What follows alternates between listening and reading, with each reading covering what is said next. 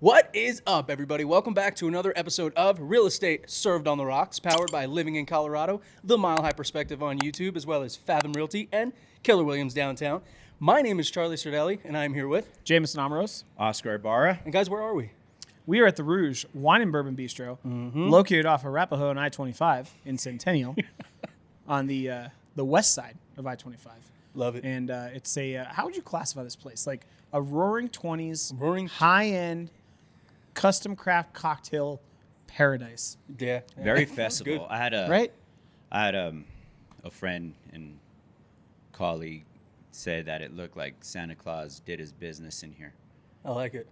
And I don't want to say the exact words. And forgot to clean up afterwards? Or Yeah. Is that what you were going for? Yeah. Okay. It just, Yeah, exploded in here. It did. It did. Christmas has exploded. I mean, there's parachuting Santa Clauses. It's awesome. And if you guys, we didn't mention this last week, but something that they are doing here, if you want to come in, they are doing like a custom cup design here for Christmas. They have different Rouge labeled cups Like that you a can Stein? come in. No, they're just like little glass cocktail cups, wine glasses. You can come in and purchase them and then like customize them a little bit while you're in here. Oh, that's cool. Yeah. Nice. And they're already slam packed for the season, but just remind everybody, the Rouge does do events. You can rent out the entire space for events. Where we're sitting right now is pretty much where you'll have your whole party. They put the tables together, all that kind of stuff. But welcome back, me. Yeah. From behind the scenes to back in the captain's chair. That's right. Captain Kirk. I missed it. We missed you. You kind of, I mean, we'd go rabid, just different directions. It was a you kind of good bring us conversation, in though. and you keep us going and Last week cut was us a good off conversation. If you politely. haven't listened to last week's episode, yeah, you got it. You guys did good. Regardless of me being here, that was a phenomenal episode. Well, as far as regardless of you information. not being here, I have to listen to it This because I guy- don't remember all of it. Yeah. this guy thought it was a good idea to go to a bar after the Nuggets game, where then we come in were and do the we were podcast. served well, and then he goes to a place where he made friends with the bartender that decides to give us a lot of samples, and then next thing you know, You want free sample? Free sample? free sample? Free sample? It's like you walking through the mall. Yeah, free sample. Except the free sample was Pappy 20 here. Oh man! Wow. Amazing. Well, Which guys, we think it was great. on the note of I'm talking not about complaining, bourbon, I'm just saying. whiskeys, as always, you guys know this is not just a real estate podcast where we give you guys and the consumers information. We review and drink bourbon and whiskey on this podcast. We have been blessed enough to have connections with distilleries that send us bottles. And today's bourbon that we're drinking is absolutely no different. And the bourbon that we're drinking today is Old Soul Straight Bourbon Whiskey, Cask Strength. And this is from CatHead Distillery out in Mississippi. It's the oldest distillery in Mississippi. And this bottle is actually pretty special. This is a bottle that they really only release periodically. Most of their Old Soul bottles are actually small batch. This one is cask strength. So we're sitting right around 57%. 60. 60? is. Yeah. 60. It is 60.98, Sorry. 121 proof, 121 proof, yeah. Yep. and most of their bourbons are 90 proof. Yeah. What so remind the viewers and the listeners out there, what does cask strength mean versus barrel proof? Oh, man. You guys have the smoker's It's- caps on, all right? Yeah. Does it look like it's a drinker's cap? I mean, yes, because you've worn that every time we've drank bourbon here. So if When you do I don't wear a hat? if you guys are watching the video version, you'll see the color of this, the liquid, the color of the spirit is a lot darker. And the reason that it's darker, you mostly see that with cask strengths, is because they just pull it right out of the cask. They do not filter it, other than, obviously getting all the little particulates out of it, but they don't do a water flush, nothing like that. Particulates. It is how it is out of the cask. And that's why, again, we're sitting at that 120 proof. Also, it was a trick question. Yeah. Cask strength and barrel proof are the same thing. They are. Yes. You got me. I'm kinda gonna So say. CatHead is, you said it's the oldest distillery. It is 2010, so it's not like No, super yeah, old yeah. like an old Forester. It was just the first legal distillery in Mississippi after Prohibition in 1966. Yeah. So the cask, so the cask, still the oldest. The cask strength means Yes, that there's still the no- oldest and the first legit legal one. There's no dilution. So it's whatever that strength is after they pull it out of the barrel. That's what you get. They're interchangeable terms. But if anybody out there is a, oh my God, Jesus Christ. Please wait. Jameson's thoughts are loaded. Yep. Hold on. Where's Buffering. that? I need that Buffering. spinning wheel. Spinning wheel. Scotch fan. There you go. That's what I was thinking. Cask strength is more commonly used in Scotland.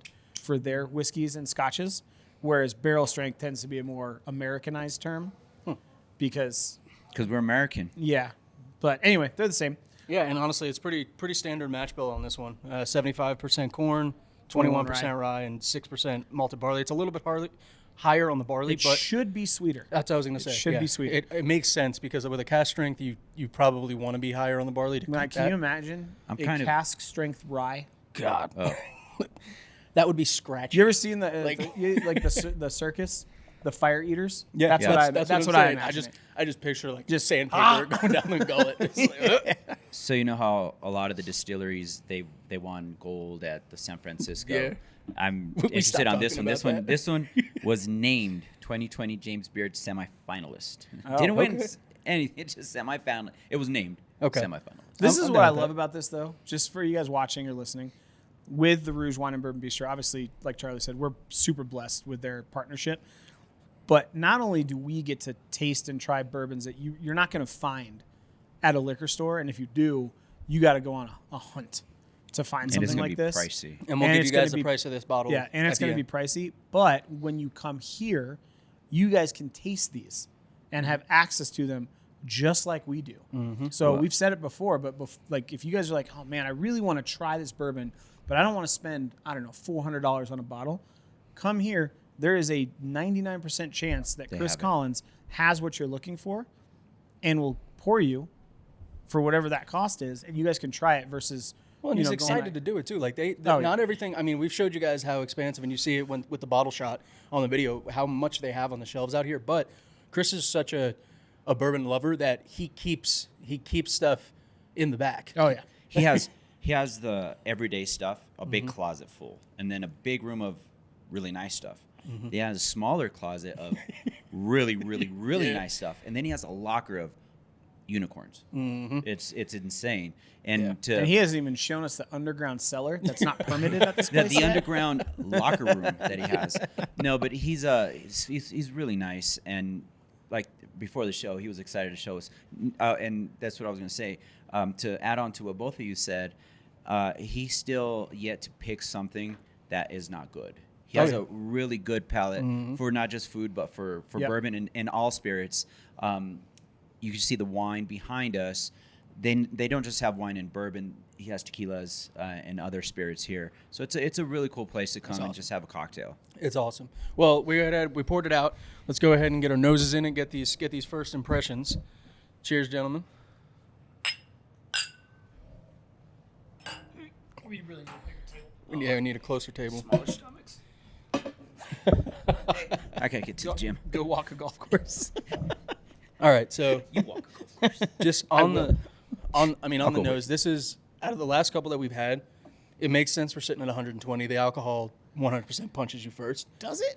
That's what I'm getting immediately. I'm not. Is just the I get the ethanol, and then I get the flavor notes. But what I'm saying is it makes sense that it's a cask strength 120. Yeah, I mean, there's a little bit of a burn, but it's not overwhelming by any No, means. no. Maybe your no. nose is just used to it. Yeah. I know early on this would have probably bothered me a bit. Oh yeah, 100%. You Sticking know. my nose in the no. I mean, I remember we had our first 115 proof. I did it.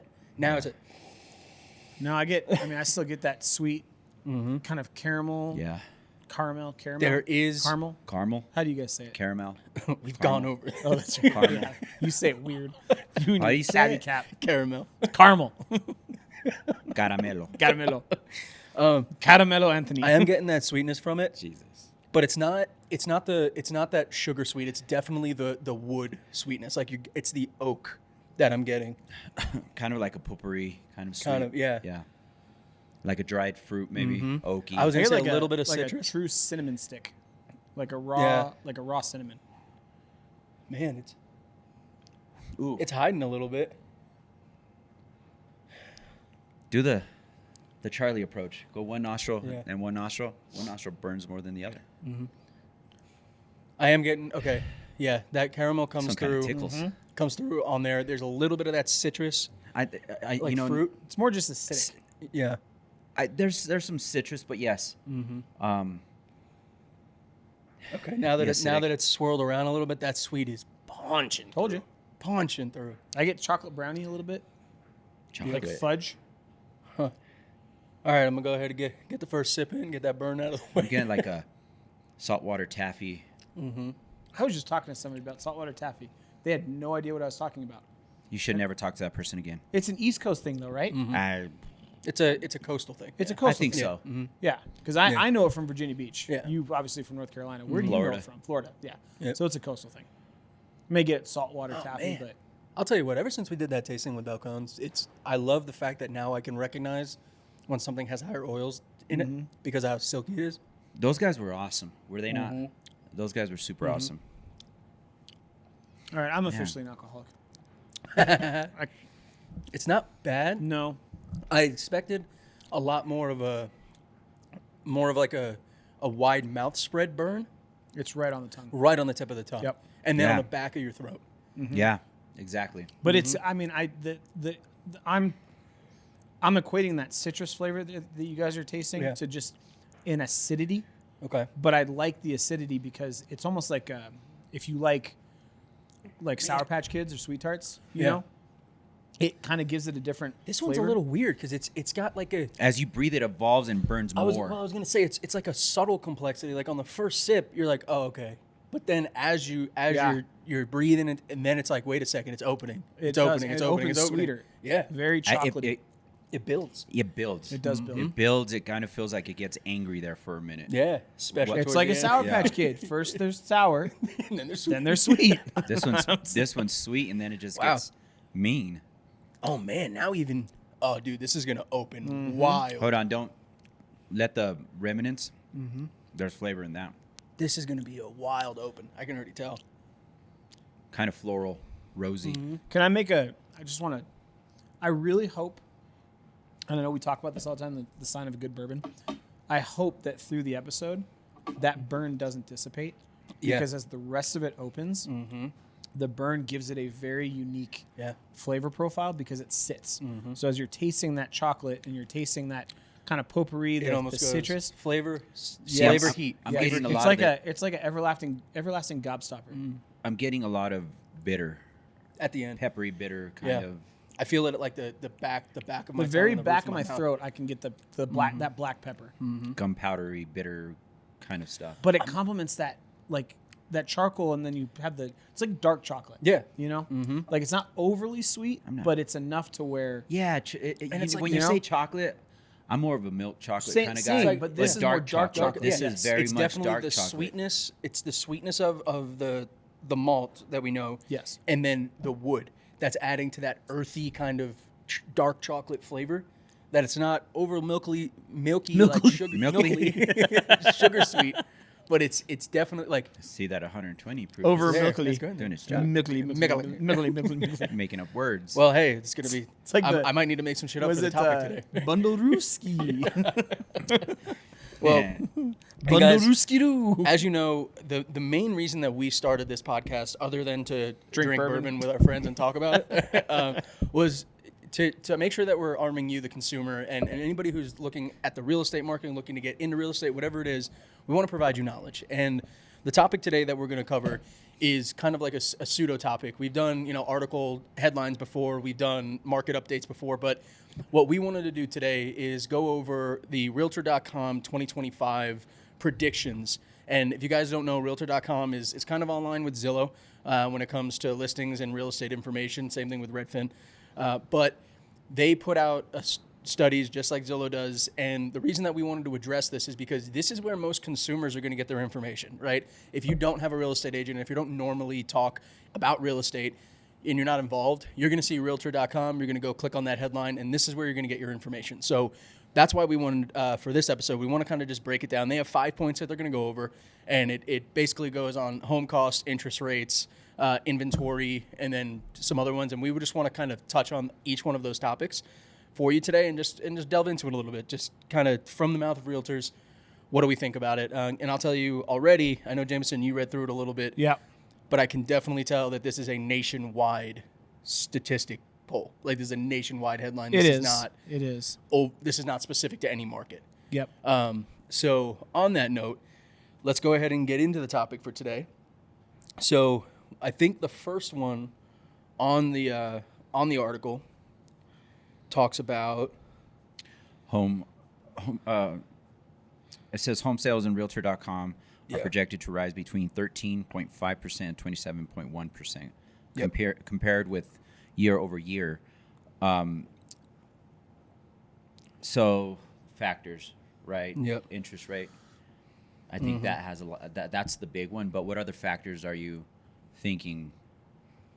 Well, so first I want to go kind of overall what they're throwing out. So for the home sales trend, what they are saying is that sales in 2025 are expected to be 1.5% more than in 2024 for an annual tally of 4.07 million sales, which is interesting because 2024, if I'm correct, was historically low. It was the least amount of homes sold or bought in 35 years. Yeah. Including post 2008. So we actually sold less homes this year than we did in 2008. I like it. Which is also surprising. I think the last number I saw was about 3.9 million in annualized sales for 2024 ending. Okay. So they're saying maybe 100,000 more. I think it's going to be more than that personally. And I say that because I think you'll see there's something called the home builders sentiment that they come out with every single month. Okay. And basically it's on a scale from 0 to 100 how confident home builders are in the housing market. And most of the time, the more confident they are, the more houses get built, the more permits get built. And as those houses get built and they offer incentives, they should sell, right? Because we still have that kind of backed up demand. And over the last 3 months, that home builder sentiment rating has continued to increase. Now, it's still well below that 60 and 70 range out of 100, but we went from 40 in the middle of the year back up over 50 towards the tail end. So if that trend continues, I would assume that more communities would continue to get built, and therefore you'd have more houses sell. Yep. So I think that 4 million for 2025 is actually low. Yeah. And so one of our cities made the top markets in 2025, and that was Colorado Springs. But how and this is a weird, stats here, because another one is El Paso, Texas. Yep. I mean, It was the East Coast and the East Coast and the middle, the South west, Midwest. Yeah, The Sun kind of Belt. dominated the top The five. Sun Belt. Yeah, Sun Belt. yeah, McAllen. Yep. I mean, it's a crazy. It's in. I love it because as you guys know, we always is this try and saying bring. that people are going to move into these markets? No, That's I think what they look at it as, they look at it from an affordability standpoint and a potential. and then potential base. Yeah. And they're I could see depending the on the Springs, but El Paso. well, it's depending on the report, right? Because it will also take into account population growth and job creation, and then overall like happiness, which is like walkability, health. El Paso, you can walk right over the border. Yep. Well, and I think something important to note I ain't walking with nowhere the in El home Paso. sales trend is that, again, we always think of everybody thinks of the market as, interest rates are higher, less buyers are gonna buy. But you also have to understand that when interest rates go down, that's an incentive for sellers to sell their homes. So Correct. another statistic that kind of drove Realtor.com Repeat that to one do more this. time. That's a very, very, very good fact. Mm-hmm. Lower interest rates incentivize a seller to sell their homes. Yep. It opens up. I like that. Yeah, and so the reason that they throw that in there is because basically what we say all the time: when interest rates drop, you see an influx of applications, you see an influx of buyers come into the market, and the market reacts to that. So they base this information off of what happened this year when rates dropped down to that 6.08, the lowest that we've seen in the last 2 to 3 years. They saw a 9.9% increase in home sales in the following month. Right. That, guys, I don't know if you guys don't know statistics. A 10% jump off of one factor is incredible. Like that is rarely seen, especially in a market that has so much. Guys, this is a nationwide study. We're talking we're talking about numbers like 4 million, not 100. Yep. So when you hear 10% out of 4, that's a lot. It's big. That's a lot of movement. And I mean, going back to it, Oscar, you kind of made a really good point there with the Springs. You said you can see it. And then you said, no, how El Paso, right? But one thing that we Didn't Jason Kelsey said that was the armpit of Texas? right? but what were we talking about earlier, right? The movement from urban Right. to suburban, right? And that's something that I think plays so well into this notion of, wait, what do you mean El Paso? People are going to move to El Paso? Well, yeah, because not only does El Paso probably have higher inventory, but they're going to have lower home prices, right? Their taxes are high too, but El Paso's a border town. Mm-hmm. It's like as weird as it may seem, there's a lot going on in that little town. Yeah. A lot, because it is a border town.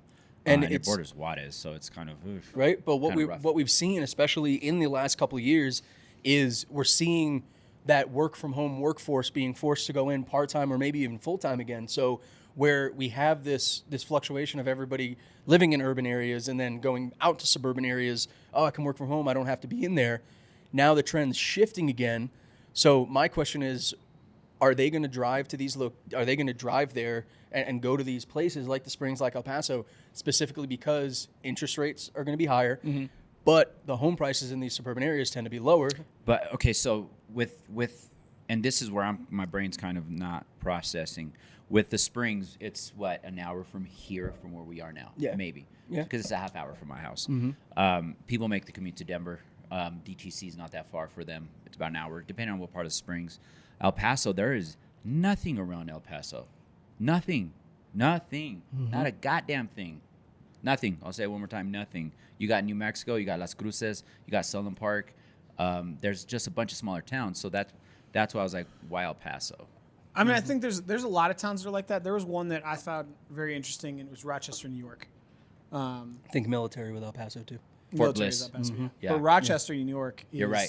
Colorado Springs has it might be a military thing. Might then. be that would be That would maybe make a we lot need to more do it. sense because Yeah. my mind, I'm scratching like, what the hell? But now that might. Yeah. Yeah. But I think there's... So So how far? Okay, I don't know New York. Obviously, you're from New York. You've been there a few times. Rochester. Put it into Upstate New distance, York. kind It's of like upstate. from Denver to where? Oh, well, if you're taking like, Denver to like northern Fort Collins. So Manhattan to Rochester is kind of like Denver to. northern Fort Collins. I'd Northern say, Fort Collins. I'd say, yeah, Yeah. like, Yeah. yeah, Okay. I mean, if you add in traffic, no, but yeah. I was gonna say. distance wise. If you got in Fort traffic, Collins, it's like traffic's- it's like You're Denver 2 to 3 hours Fort Collins with traffic too. Denver so. to Telluride Yeah. Oh, shit. is probably a better is a Wolf better Creek. deal because you do have to go through the mountains to Durango. get to Rochester. Okay. It's closer to like Buffalo, New York, right? But there's not a ton there. But it's very desirable because houses are cheap. No, you hear Opportunity. about it though. Opportunity. I've never been, but I've heard Again, Rochester, but right? you hear Rochester specifically because there's so much expansion availability, especially Correct. when you think so much of New York is centered around the island. If you had to compare it to a city here in Colorado, what is Rochester like? Oh man, that's hard.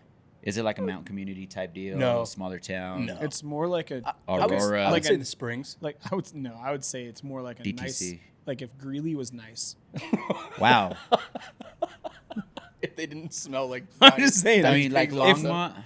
Yeah, it could be similar Boulder. to Longmont. More, you know what? No. Like Boulder? It'd be more like no, not Boulder. Absolutely not. So Boulder. it's a farm town. no. It's not. It's not a farm town. It's like Erie. Like Erie, Colorado is Okay. probably a good Yeah. example. yeah, Like Like Erie, Broomfield. Colorado. Broomfield. Broomfield-ish. Yeah, Yeah, Broomfield, just Yeah. smaller. Where'd you get Greeley from? Because Greeley it's is growing and it's out there. and Rochester is not like nobody. At least previously, nobody goes, man, Rochester's a great city. It's a little rough. Okay. Like So it it's is like rough. Greeley It's then? still growing. It's still Yeah, growing, still right? It's growing. going through its growth spurts, but it's very highly Going desirable. through that awkward And I think stage. and I forget what was the stat that we were talking about. Just to remind me. top. I think it was The like, home sales trend we were just talking Yeah. about. So it going, home sales are going to increase, right? Mm-hmm. Because I have that here too, where home sales will surge. Now this says surge, and I think what they're taking it going basically we're at a bottom. Yeah. Oh yeah. So we can't get worse, Yeah. right? Yeah. So, and one of the reasons that it was so bad was 84% of U.S. mortgages are at rates below 5%. Mm-hmm. So we do know that 5.5%, 6% range, like to Oscar's point, is what unlocks sellers, which then unlock home for buyers. They are essentially saying lower mortgage rates and more home supply Yes. is going to drive this surge, quote unquote, in transactions. I don't know, man. I don't think the surge is going to be what they think, personally. So it does Oh, talk hold on. about military. Pause. Pause. It Go says for it. in Colorado Hey, Springs. hold on. Hold and on. Hold on. Go for it. Chris needs to grab a bottle. Oh, no, go go for it, Go go for for it. it. You're good. Yeah. I just wanted to give us a good, succinct stopping point. The magic of video editing. Yep. when the camera stopped. It's a cue for the audio. when the camera stopped when yeah. What's his name? Jordan was here. He freaked out. He was like, he's like, we're good, man. We're good, So- don't worry. All right, and Oscar, start on your point because I'm going to cut where you ended and I'm going to start where you went. And Go for it. so here's one of the stats that we were talking about. It says in Colorado Springs and Virginia Beach, the share of military households is nearly 1 in 3. Correct. So it did take military into consideration. Nice. And that's why those cities were chosen. I guess. And here's, we talk about this a lot. Obviously, real estate is very, very micro market specific, okay? And predictions are exactly what they are. They're predictions. So there's a couple of, you can look at a bunch of different factors and say, okay, this is what we think is going to happen. But here's why this range is so large. And here's a perfect example. eXp Realty and their analytics team thinks that home sales will rise 10% next year. Realtor.com and their analytics team thinks it's going to be 1.5%. So there is obviously data sets that people are looking at differently. For example, a lot of people say that President Trump and the incoming administration, their policies might be a tailwind for sales activity because tax cuts and deregulation will boost builder confidence and business confidence, right? And that could potentially rub off on home buyers. So we always talk about this. What are the 3 factors for people to be able to afford a home?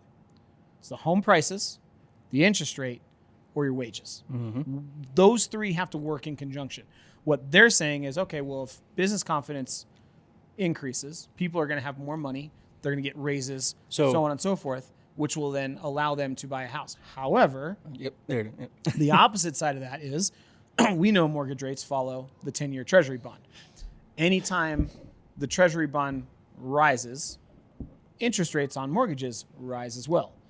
And in a hot economy, those Treasury bond yields tend to stay higher because you have to entice people to invest in Treasury bonds and not invest in the stock market. And the only way to do that is to promise higher returns.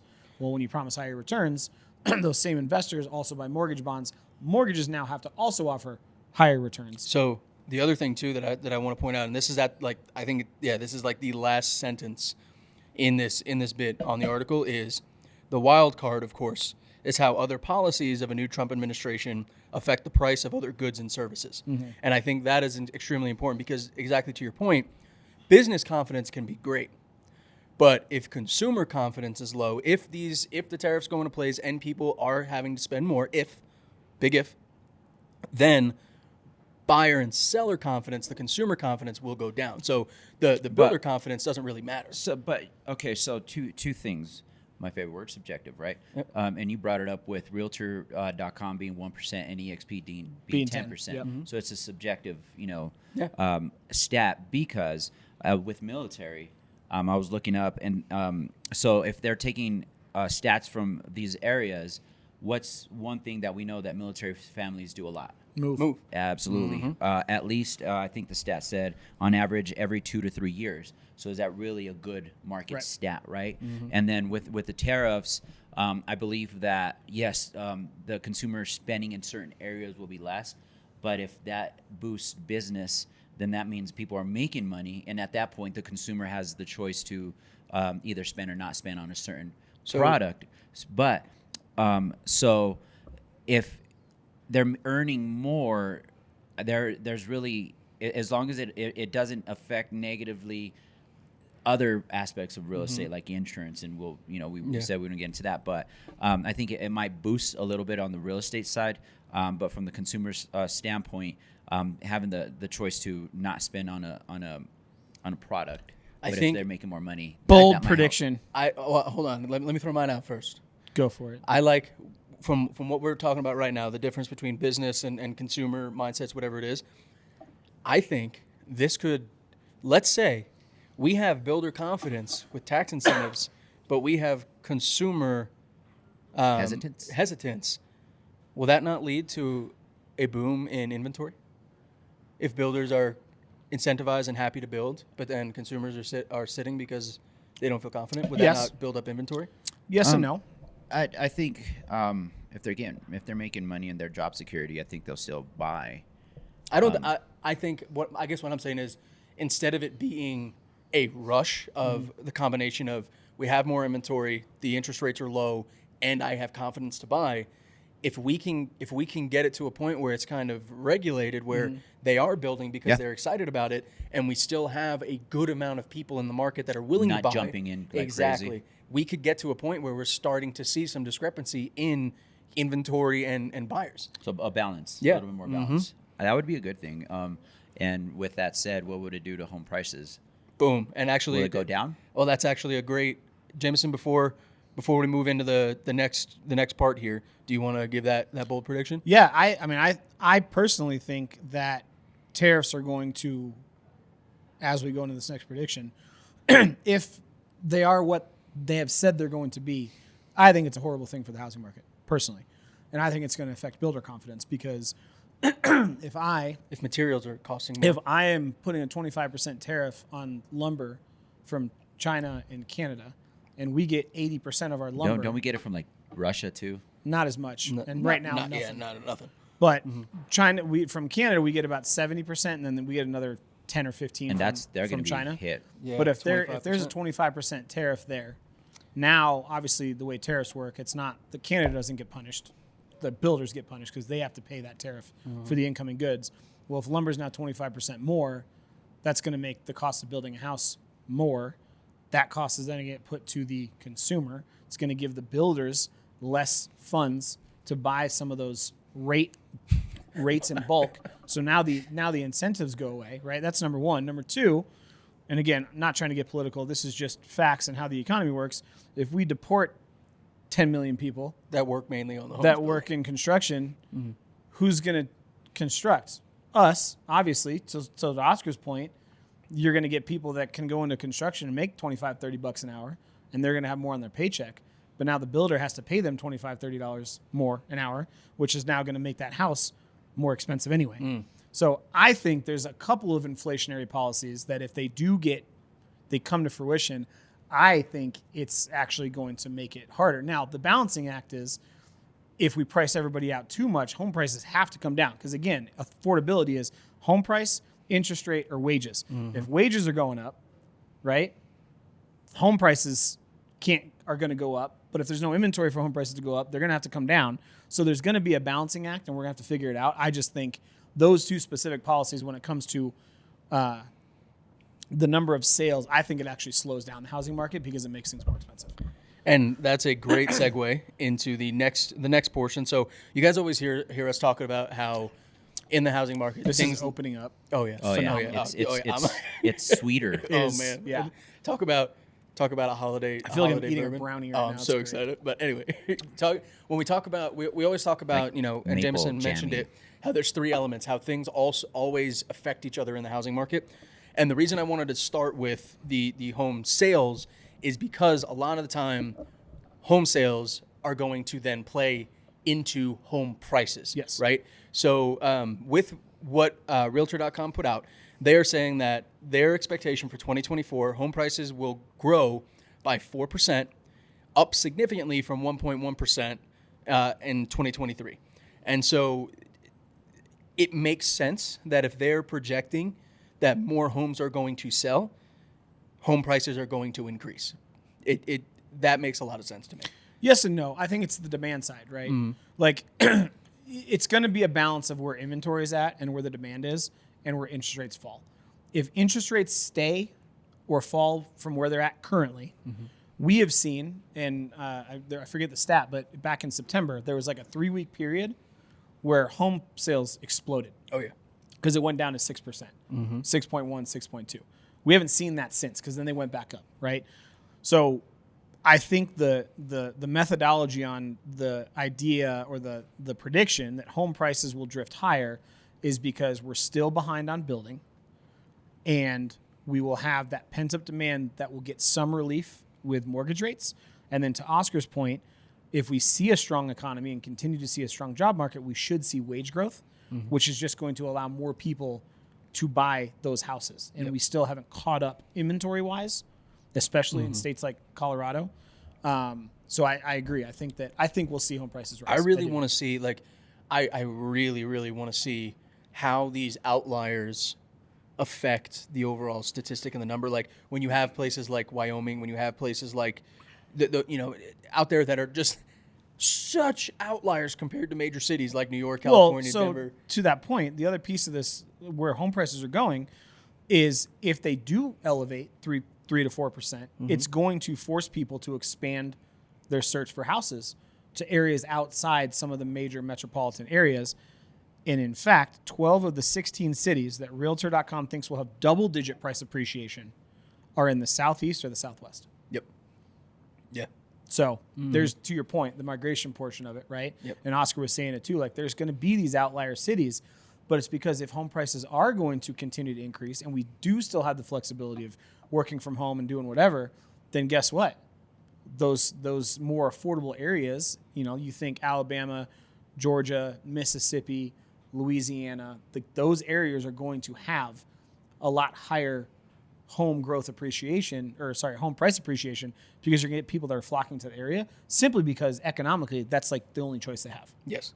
Well, I mean, even I'm not gonna lie to you, with Alicia and I, getting engaged and starting to think about the future kids and all that kind of stuff. I'm so far away from my family.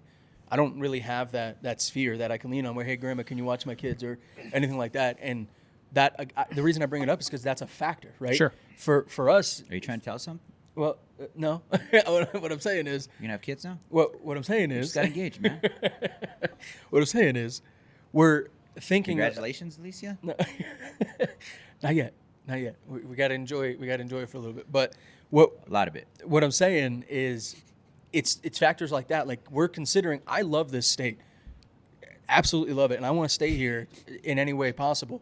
But if it gets to the point where, hey, I need a bigger house, I need the support system, I need more income, more not throwaway money, but average childcare costs in Denver are $2,200 a month.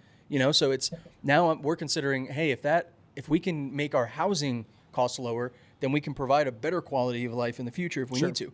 So I bring it up because those are the considerations. And again, we say it all the time, is that the housing market is affected by us, the consumer, by mentality and the feeling around the market.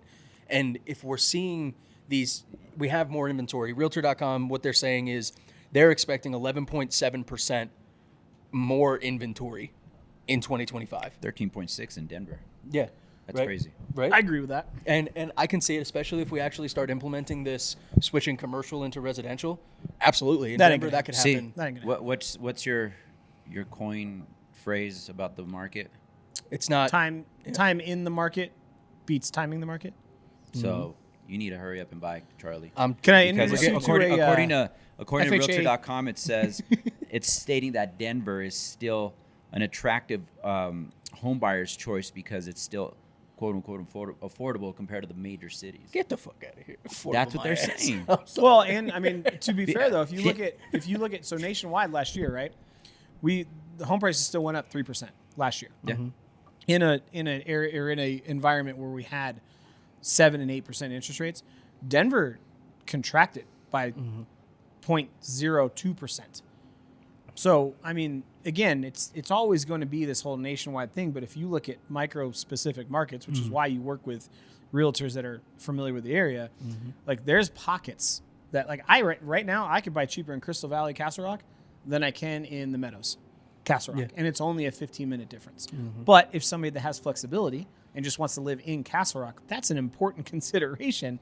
If I can get $20,000 in concession on a similar house that I'd have to pay over 15 minutes away, I'll take that all day. Well, and Castle Rock it's a smaller city, but it has a lot of different so housing. many amenities and Right. housing, Well, you have Crystal Valley, we're a little more mountainy, south part of Castle Rock. The Meadows is kind of like the metropolitan part of Castle Rock, if you will. Then you have old Castle Rock downtown, where you have those old homes, and then northern Castle Rock, you have those multi-million-dollar houses off Crowfoot.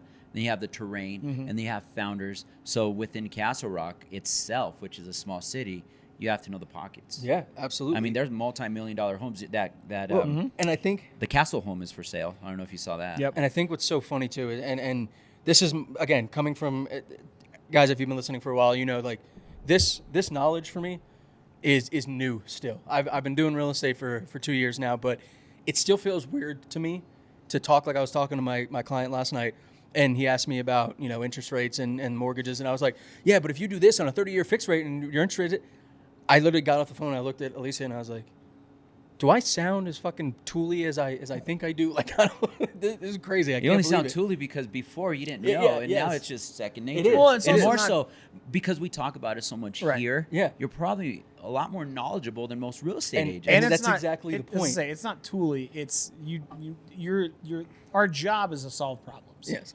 Like that's just what it is. Well, and the reason that I bring We're it up is fixers. because the last sentence in their home prices trend bit, if I were to read this 5 years ago, if I was a consumer reading this article, this sentence would throw me for a loop. It said, "We think the downward pressure on price growth due to this supply side effect will slightly win out over the upward pressure on price growth due to falling mortgage rates next year, at least compared with relative balance this year." Well, if you said it like that, that kind of sounds a little tooly. But that's how it sounds in my head. Like this is for the consumer. Yeah. Like, you're Right. writing this for a consumer, And so to break that down, guys, basically what they're saying is because there's going to be a limit on the amount of homes that are being built, then that is going to cause a slowdown on the price growth because there won't be as many homes to affect prices growing, right? And the reason I bring that up is because, again, this is a consumer-based article. Like, if you don't know about the real estate market, if you haven't been studying that sentence alone, especially for somebody who's just now getting into it, Right. that's intimidating. Like, that's a scary sentence.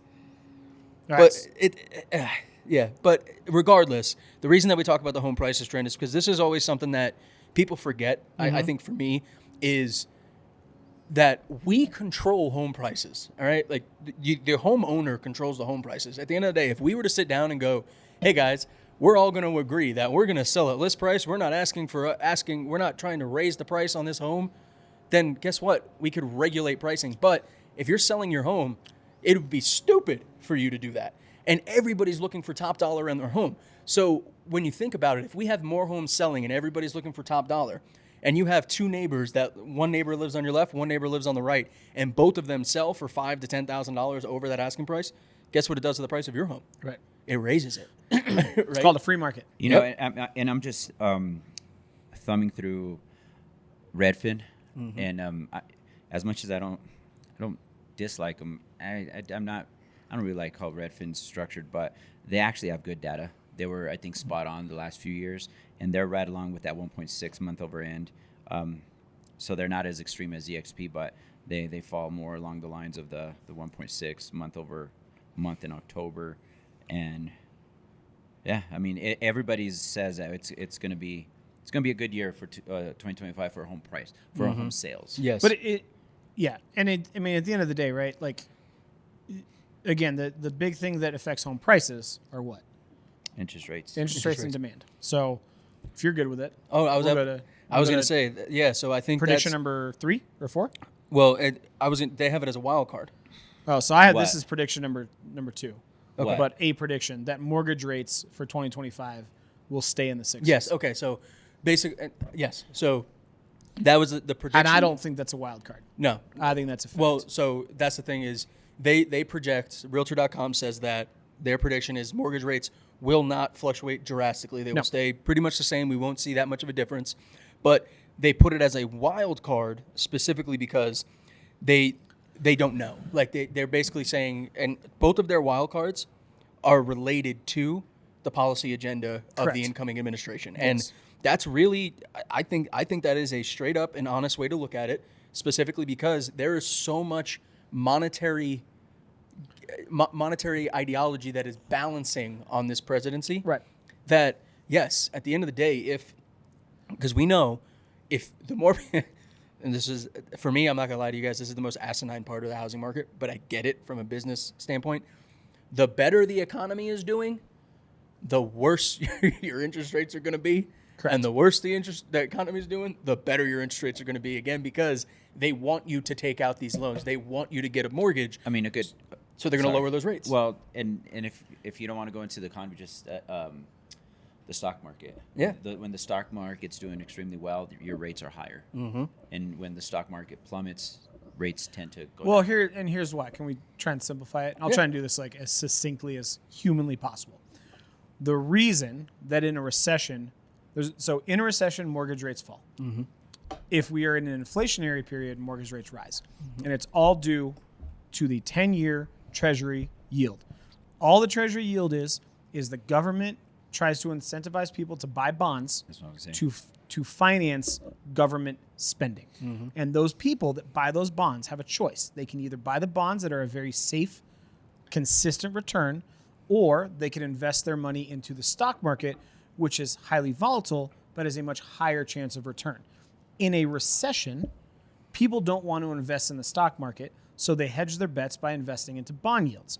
Same thing with the housing market. If there's a higher demand for bond yields, they don't have to charge, or they don't have to give as high of an interest rate return because they know people are going to buy them anyway as a safe investment. In an inflationary market where the stock market's doing really well, people will take their money out of those bonds, put them into the stock market because they believe that over time they're going to get a better return. So in order for the government to finance its own spending, they have to entice people to buy bonds. In order to entice people to buy bonds, they have to say, hey, I know this is a safe investment. We're going to give you a little bit extra if you invest this money for the next 10 years. That being said, the same people that buy bonds also buy mortgage-backed securities. So now mortgage-backed securities that are being sold to investors also have to increase their rate of return or their interest rate during a strong economic period, and less so during a recession, because if you think about it, right, if we're in a recession, the stock market is not crashing, but it's not doing well, and I can buy something that has a 30-year term attached to it with a fixed interest rate return, I will spend my money on that. As that demand increases, right, then you don't have to offer as much, so your interest rates come down. That's kind of the semi-long-winded version of if we're in a recession, your mortgage rates go down.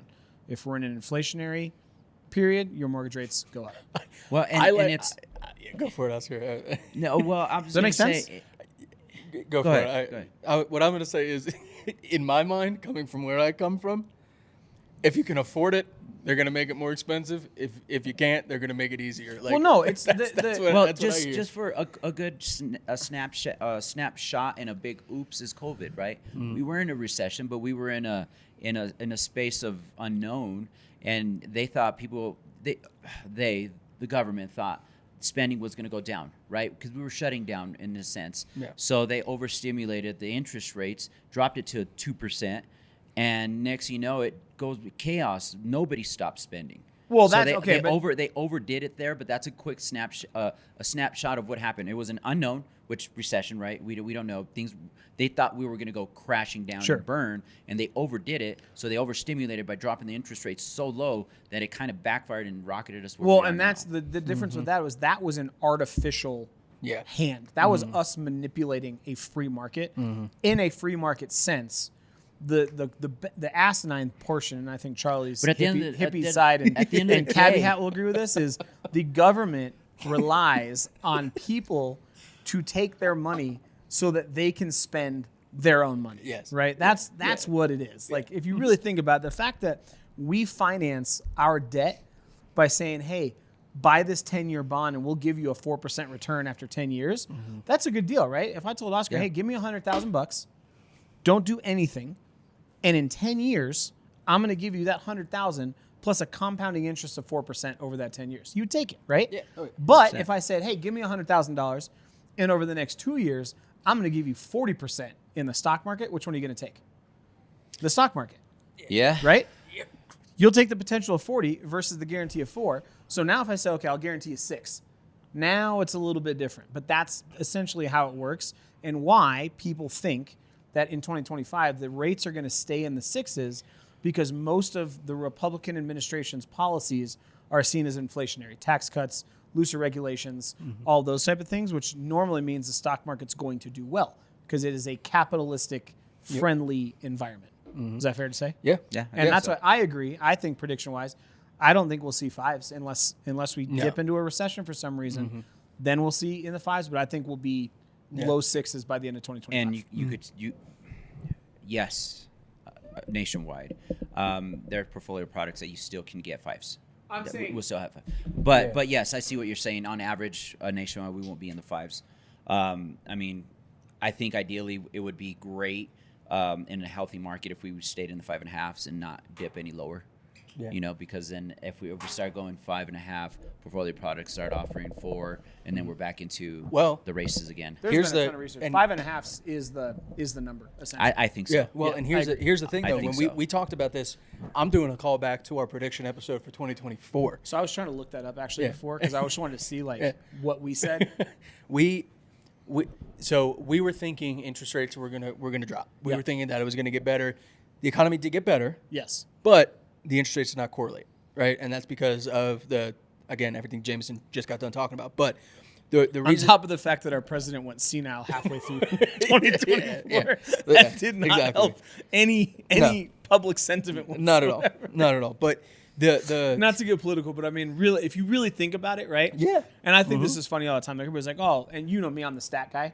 It's like stat this, stat that. Let's look at the data, blah blah blah blah blah. But if you zoom out and you go, well, you know what? Had he not publicly been suffering through mental collapse, we could very well have had a very different back end to 2024. Oh, absolutely. Absolutely very different Halfway back end. through, we're like, oh, shit. They're not just memes. Yeah.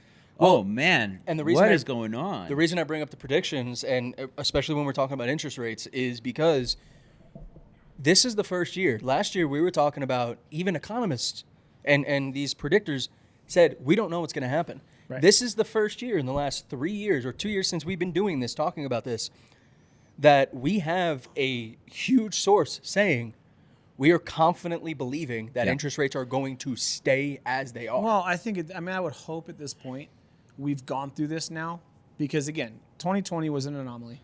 It was artificially created. Yep. Right? We'll never, and I'll look at the camera, like Shit's we will gonna be never 5 see years 3% interest rates. What was ever artificially again. created? The rate cut. Virus? Well, okay. Oh boy. Hey, this is not the Joe Rogan podcast, my friend. Okay. Oh boy. I love it. Kate, move on. Throwing shade. Throwing shade. Spotify, give us the contract. I want a contract.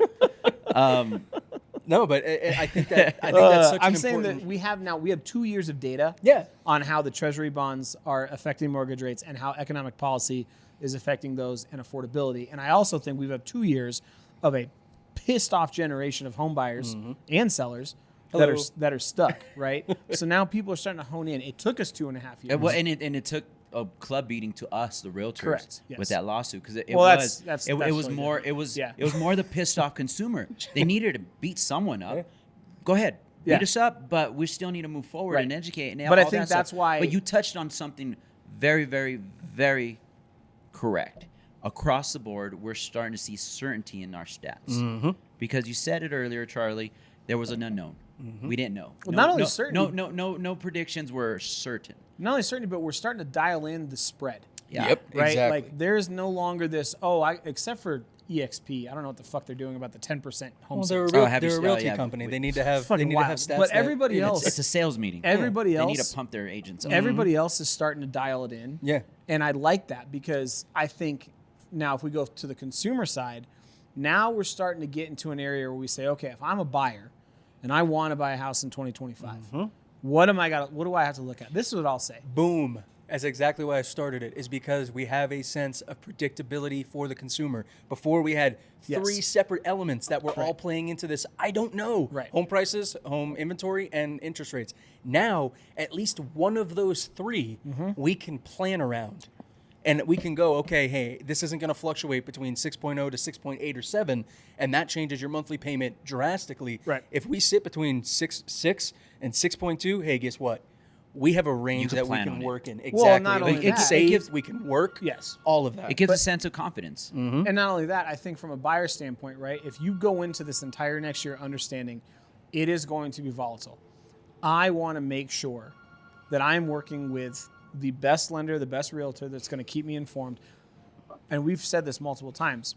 Get your ducks in a row if you're looking to purchase in 2025, because even though it doesn't sound like a lot, if we've got a week over week change from 6.7 to 6.3, it may not seem like a big deal to your specific monthly payment budget, but if you multiply that by the millions of people that are sitting on the sidelines waiting to buy a house, and they all flood the market, you want to be able to be proactive.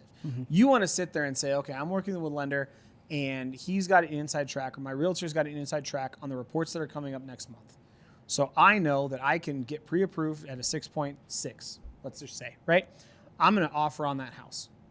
And because I want it, and I think, and my team that I've assembled to help me purchase thinks that we're going to get good mortgage rate news in the next 30 days. Now what can I do? I can go under contract at a 6.6, and guess what most lenders offer? Free rate float downs.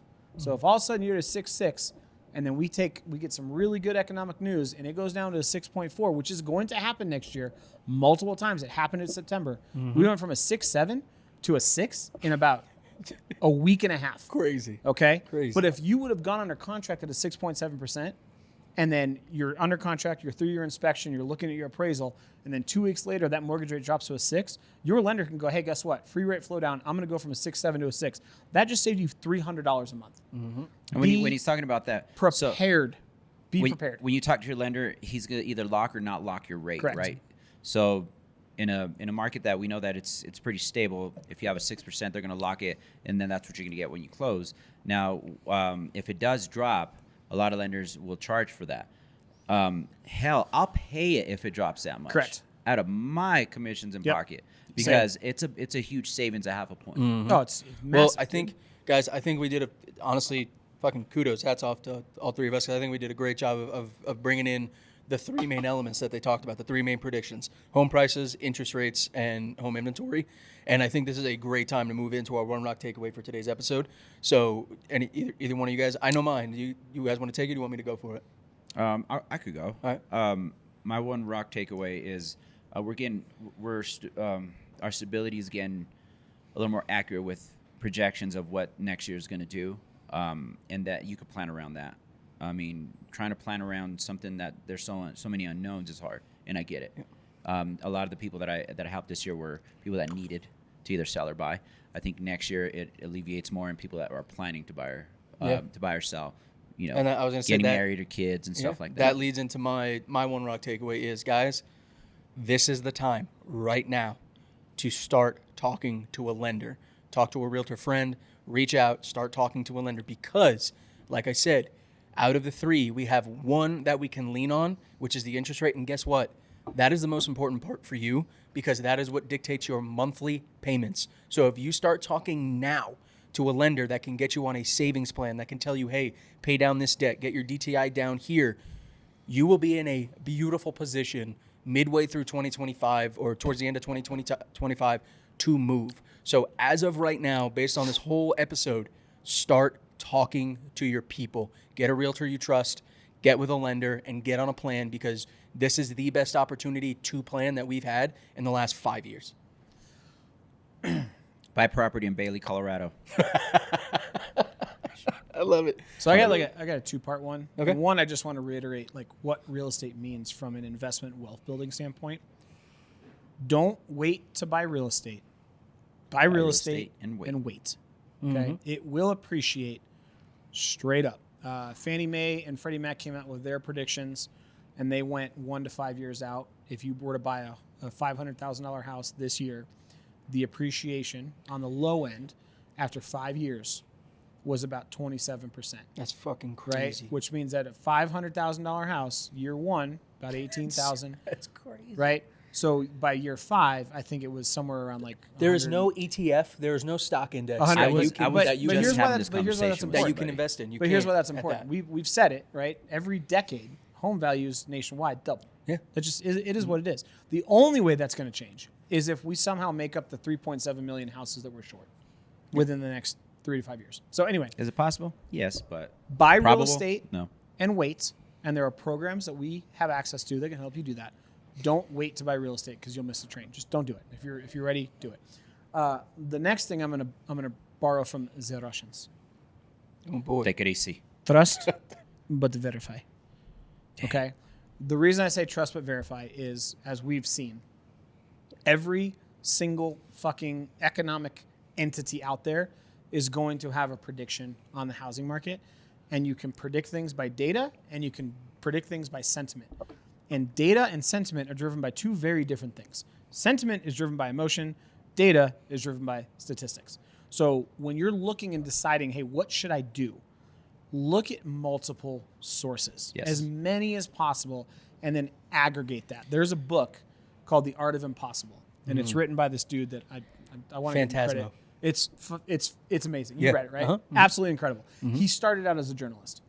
And back then, when journalism was like actually journalism and not clickbait, they had a rule at the New York Times that if you had a source, you needed to interview minimum 5 sources before you could print something and say, hey, this is accurate information. It is the Art of Impossible, a Peak Performance Primer by Stephen Coulter. Stephen Coulter, yes. It's a 9-hour audiobook. It is not bad. Phenomenal. Yeah, it is. If you need a mindset shift, 100% phenomenal. It's absolutely book. phenomenal. I've read it twice now. Hell yeah. I still don't remember his name. How bad is that? I'm obviously not at my peak performance. You're getting you're taking the internals of the book. book. But understand that like you guys are privy to information. And the fact that EXP says 10% in home sales, Realtor.com says 1.5, shows you the canyon that is in between opinions. The more sources you research and analyze, the tighter that spread's going to be, which all that's going to do is put you in a position to make faster and better decisions. And guess what, guys? We're here every week. We drop the episodes every Friday, audio for you on Apple Podcasts, Spotify, Pandora, anywhere that you can read it. We have an entire page dedicated. Do you remember we talked to helping about this, you and with I think it had to do with the Art of Impossible because he breaks it down, right? And he broke it down as far as how do you transfer knowledge. Yep. And in that book, and this is a complete aside, but I want to say it because it speaks to the value of listening to individuals that are willing to do the research. You brought it up a few times, and it's hard truth. Yep. Right? So essentially, if you listen to us, right, you're getting our knowledge. So Charlie and I have both read that book. You said it was 9 hours, right? It probably took me about the same. So it took us 18 hours combined to read and synthesize and analyze The Art of Impossible so that we can regurgitate that to you guys so you guys can use it in your own lives. The author spent 300 hours researching. It's the compounding of knowledge. Interviewing, all this stuff to then put it in a book for us. So essentially what we're saying is you take that 300 hours plus the 20 hours, and then you listen to us for an hour. Essentially, your hour investment in listening to us and our information equates to almost 400 hours of combined research on a single topic. I'm going back to it because we're moving. Or even in real estate. You could say. Same thing. Exactly. 20 years plus. Yeah. You could say. And I would even say, you know what, Oscar? That this podcast is a distillation of real estate information. It is. And to Oscar's point, right? Not even, fuck the 20 years. In your 20 years, how many transactions have you done? Hundreds. Right. So let's say we have a combined, 300 transactions. Plus. Okay? Let's just say that. We have done a combined 300 transactions. You guys are utilizing us for one to start. That means that you reaching out to us, yes, it gives you access to any 3 of us, but it gives you access to 300 plus transactions worth of knowledge and experience that we use to help you guys make that decision. And again, guys, there's no money flowing here. No, we're chilling. We're here for you. There is bourbon flowing. There is bourbon flowing. Two things. One is, we were talking about the sales and interest in the stock market. I had this conversation yesterday with a potential buyer of mine that he had invested in some condos, and I went back to 2010 or 9. I had an investor that had money to buy houses in Sunnyside. Yeah. When they were still 80 to 100,000 each, and he had the capital, and I said, pick up 10. That was when Sunnyside pick up was rough, 10. Man. That was rough. If he would have just picked, $100,000. I'd pick up 10. $100,000. Yeah. He had the money. $100,000. Put a renter in there. It will cash flow. He would have cash flowed at least $400 or $500 a month easily. So he's already making a profit. He would have been a multimillionaire. Right now, those same houses are about six to 700,000 each. Yeah, exactly. How much money? Yeah. Did he? That's 7 million. Millions. But Millions. it's a fine line. $7 million. And again, this podcast, I think I mean, I pride myself because I told the man. He said, "Well, you've been in it for 20 years. You made some money." I said, "Yes and no. There have been some rough years." I said, "But at the same time, I've yet to this date, knock on glass, sold a house for the commission." Yeah. I said, "I'm not going to do it." Mm-hmm. You know, and I've got a house right now that I am selling pro bono. right. I'll give a story time on that that's- shit And next maybe week. we'll have a podcast where we tell our stories, but we're as honest as we can be. We're not trying to sell snake oil. No. We're going to get our stats, even if they hurt us. But that's something that we want to project Yep. to you. Yep. We were here for you through the worst year for real estate agents in the last 10 30, years. 35. You know how many 35. good agents left the market last year? Friends of mine too. A lot. Oh, yeah. Yeah. We're still here. Yep. We're still giving you good 'Cause we love it. information. Yeah. Love I doing mean, I this. don't know. I'm unemployable. I don't know that I can do anything else. But real estate at this point, Exactly. it is what it is. Only That is awesome. Well, Only homes. with that being said, let's go ahead and move into the bourbon review for today's episode.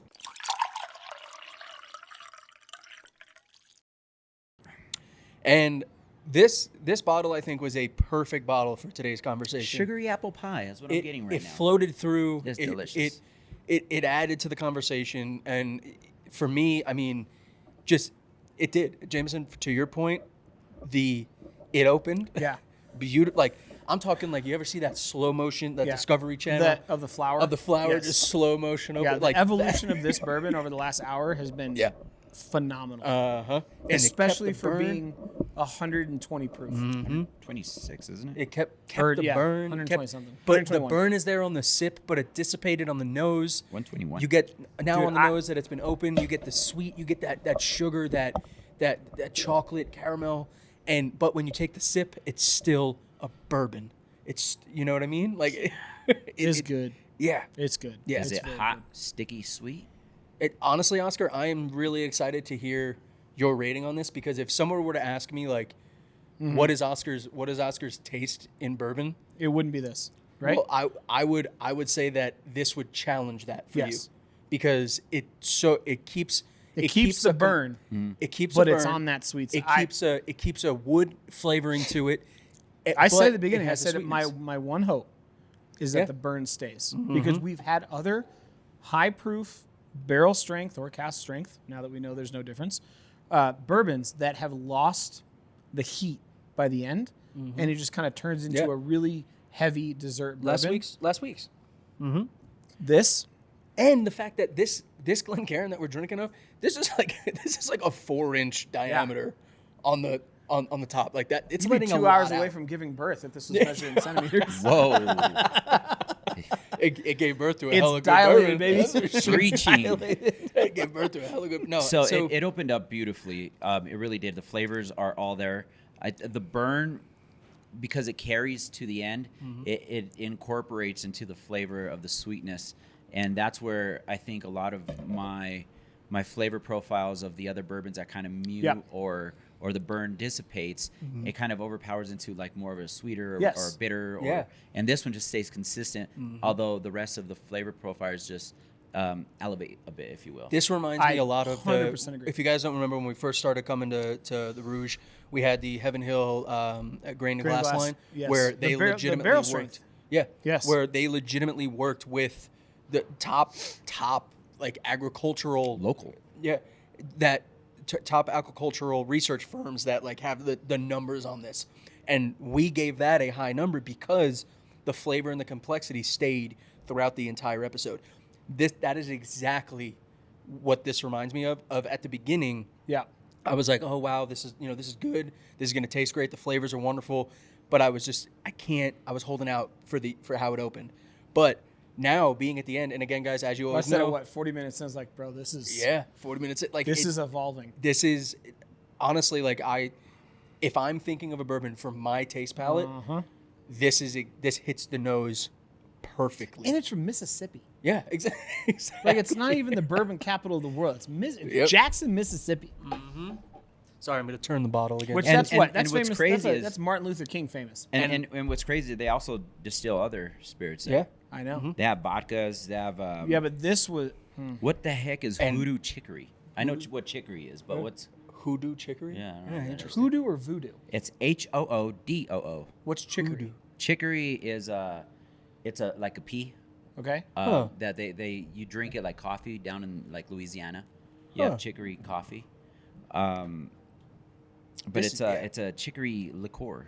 It's good. I will say that this one, for me, the sweetness maintained through, but I feel like the spices opened up and kind of came through a lot more as it opened. They were there at the beginning, like the tip of your tongue, but now it's almost as if you get the burn and then you get hit with the spices and the oak, then it dies down to that caramel chocolatey kind of flavor. So when we opened the bottle, Oh man, now I gotta try this hoodoo chicory. I'm sorry, I'm just looking at their hoodoo chicory, yeah, and essentially it is it's a liqueur, right? So Like it's black and walnut charred chicory, espresso, with a medium to full body. So it's kind of like I want to say like a Bailey's mixed with like a peppermint schnapps almost. But hoodoo, obviously, hoodoo is voodoo, right? It's just the actual Creole version of voodoo is hoodoo. Oh, I didn't know that. The best part of this is it's only barreled in true voodoo fashion under a full moon. They will not barrel dang. it unless it's a full moon. There's a ritual behind it. I love it. Oh man, but no, on this one, I definitely getting more of that. Like I said, that spice that's coming through. It's almost like a snickerdoodle, where it's sweet, but it has that It's like an apple pie. like a cardamom So or a gingerbread. Yeah, for hoodoo's me. like a what do you make a White Russian out of? Kahlua. Kahlua. It's like Kahlua. So the flavors that kind of pop while I'm drinking it now that it opened is kind of the crust of an apple pie. That sugary, cinnamony, crispy pie sweetness is it opened up to that. But let me tell you, when I first drank it, when we first opened it, if I had to rate it right there and then, it would be a very, very different rating than now. Yeah. So that's kind of the caveat. When you buy it, let it open up. I know, but that's the let it beauty of it. drink That's what we Exactly. always but say. but that's good, right? Because Yes. you opened to drink, right? Yes. But if you're just going to take one sip and then rate this, it's not going to be what you get if you let it open up and evolve. Well, if and- I had to rate it at the beginning, it would be a 4. Well, and let's be honest. It's if you're buying a bottle of bourbon like this, and your plan is to pour out half a glass and just chug it back or shoot it, fucking You're having a rough day. leave. No, I would just break the leave. bottle Walk- over yeah, your head, bro. That's what I'm saying. That's Leave, 120 walk away. proof. Yeah, That's you've not had the.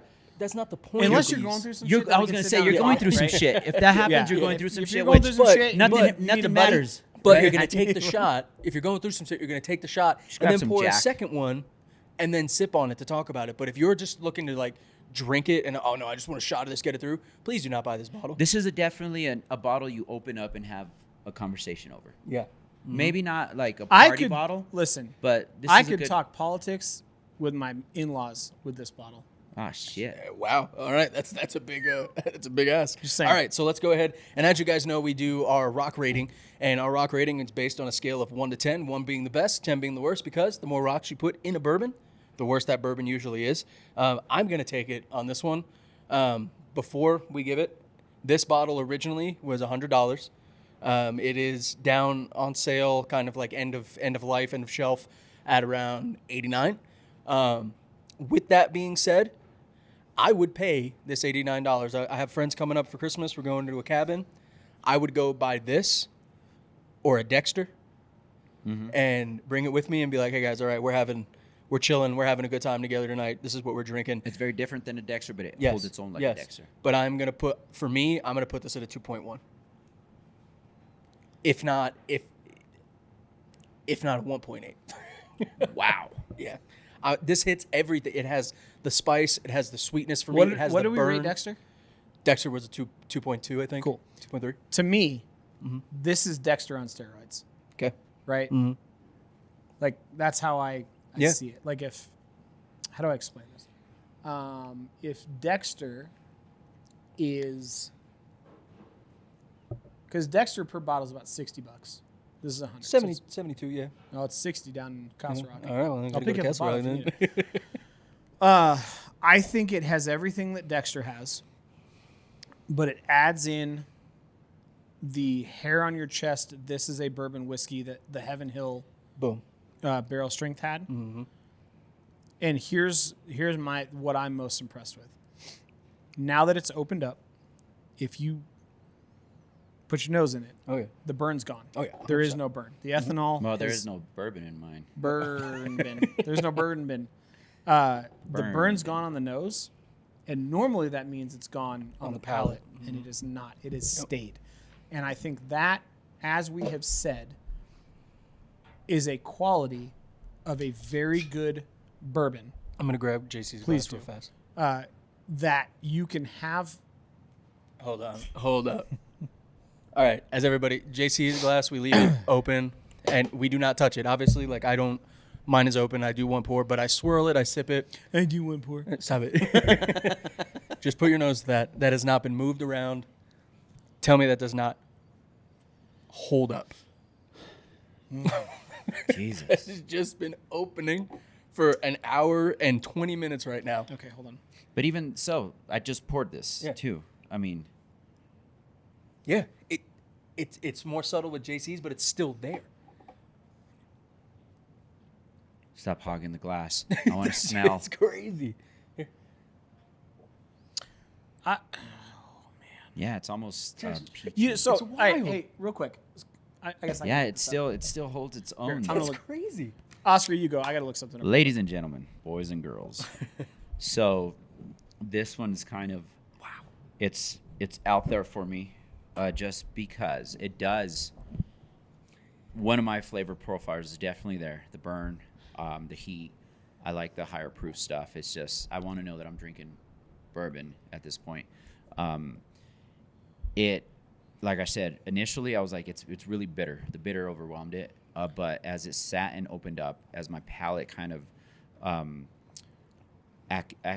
acclimated to the bourbon, then a lot of the flavor profiles just popped. Yeah. Even this that I just poured, it just pops. It kind of, it's like that flour that they give you, the bartenders, Yeah. when you take that shot that numbs it up. Yeah. It's kind of, you start drinking it, it stays with you, and then it elevates the flavor. And I can appreciate that, because as you're drinking, you're like, it's kind of like the bourbon either flattens out or Yeah. it stays, right? This one definitely not just stayed, but it elevated itself. If I had to rate it at the beginning, I think I would have rated it about a 4. It was just too bitter. I mean, the burns were there. It was more my wheelhouse, but it was very bitter.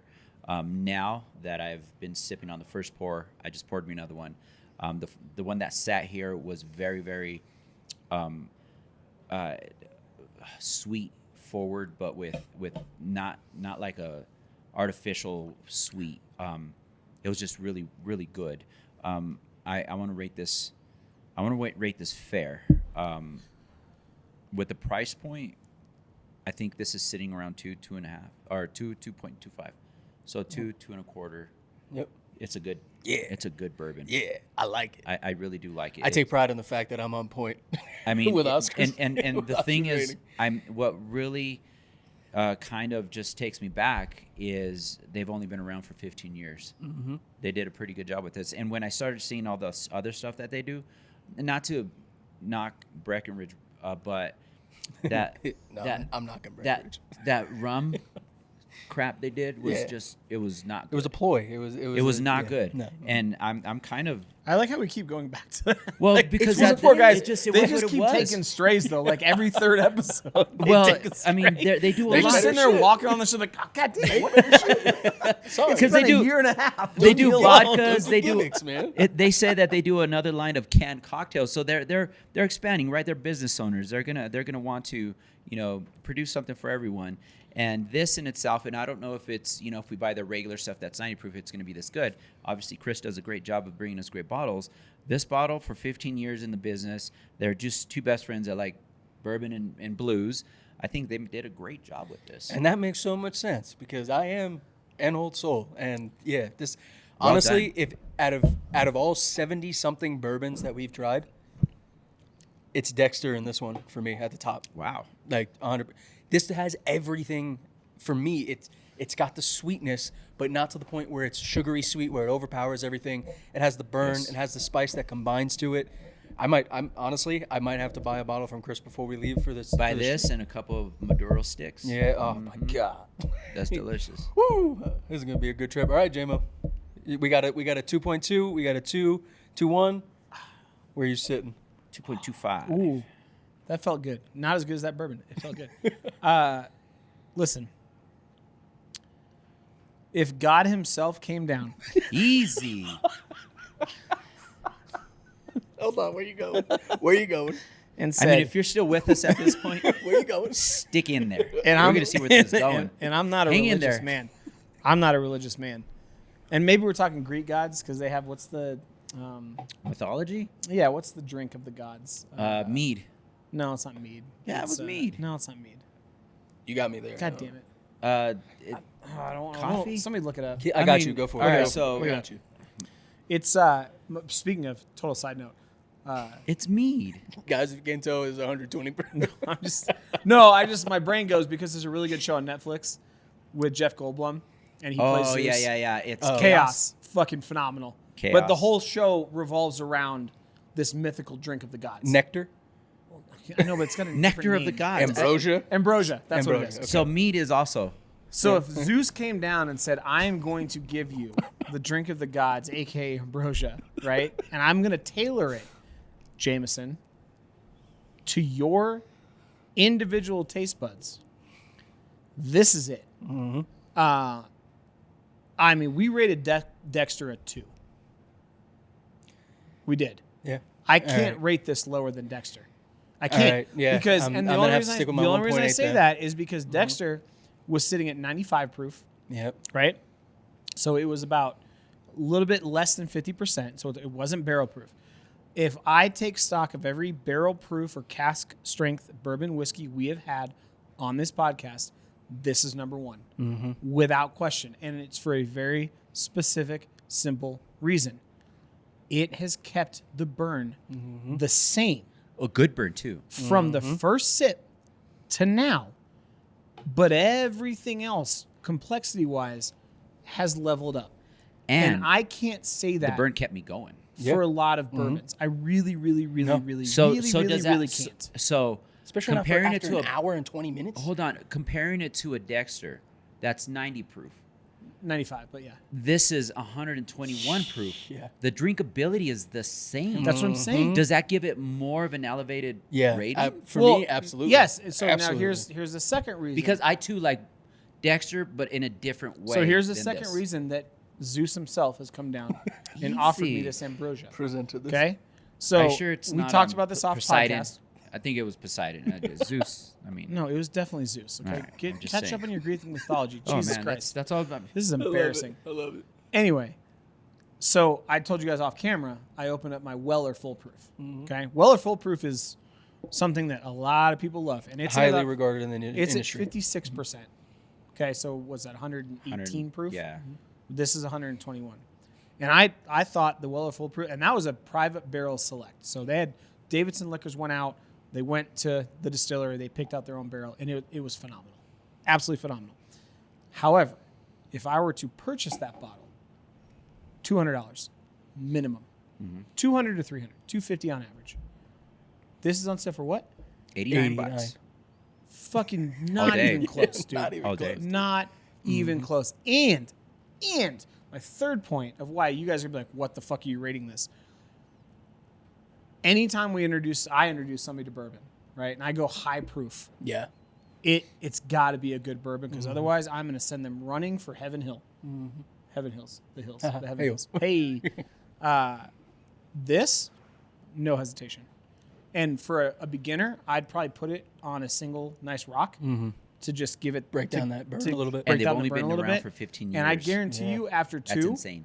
after two, they'd be like, Well "This is done. the greatest bourbon. Look, why have I not drank a bourbon my entire life?" So, all of that being said, I got to give them props like a Smoke Wagon. They haven't Yeah. been around forever. Yep. They're doing a great job. Same with these guys. 1.3. 1.3? Damn. All right.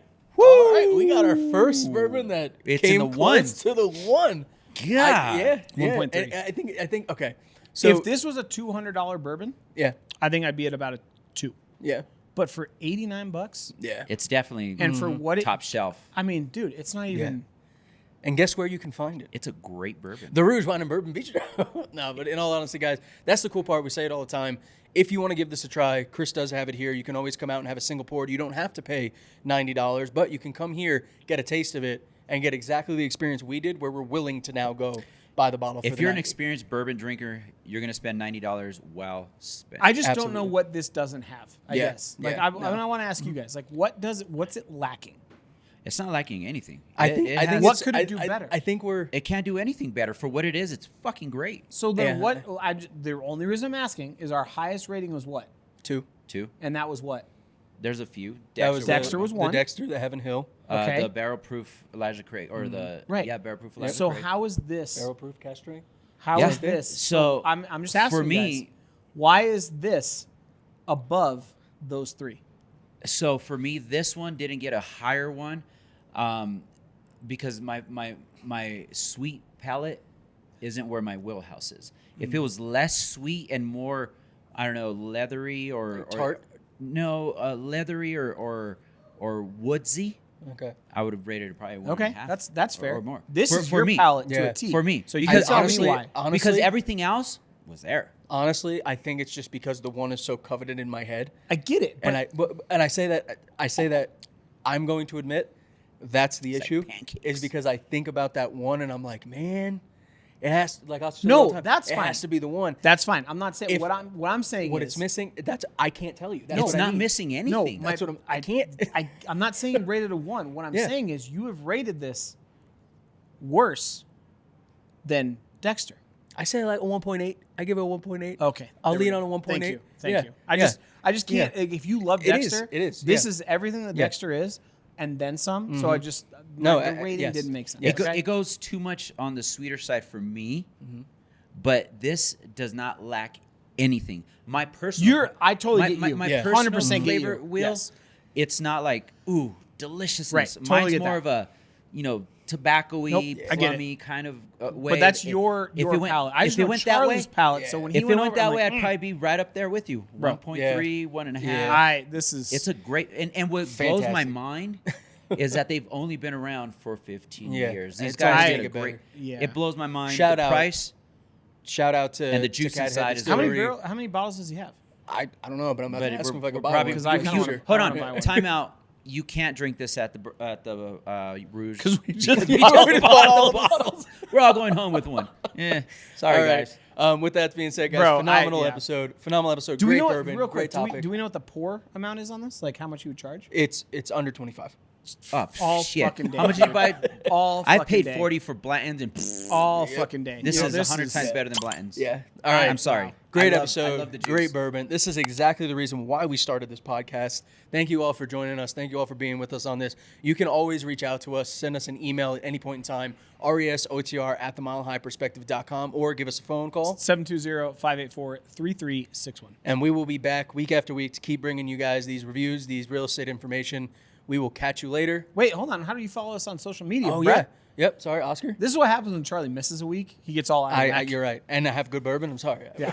OscarTheRealtor.com or OscarTheRealtorCO. That lifting agent or the lifting agent on Instagram, TikTok. If you're looking for anything production wise, you can look for me, Beat the Jeans Productions, beatthejeansproductions.com. And the Colorado real estate guy on pretty much everything. Yeah. I'm going Business home with owners a- and real estate agents out there, Charlie has honed in his craft.